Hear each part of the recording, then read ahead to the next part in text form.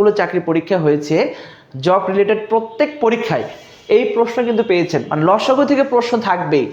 আর এই টাইপের প্রশ্ন তো থাকবেই, লসাগু অনুপাত দেওয়া থাকবে, লসাগু দেওয়া থাকবে, গসাগু দেওয়া থাকবে। এই ক্যাটাগরির প্রশ্ন আপনি পাবেন, 100% পাবেন।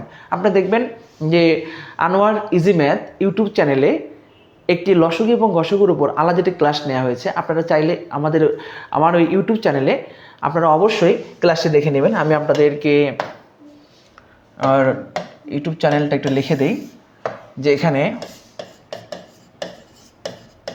আনোয়ার ইজি ম্যাথ, এখানে টোটালি একটা লসাগু এবং গসাগুর উপর টোটাল ক্লাস দেওয়া রয়েছে, আপনারা এই ক্লাসটা অবশ্যই দেখে নেবেন।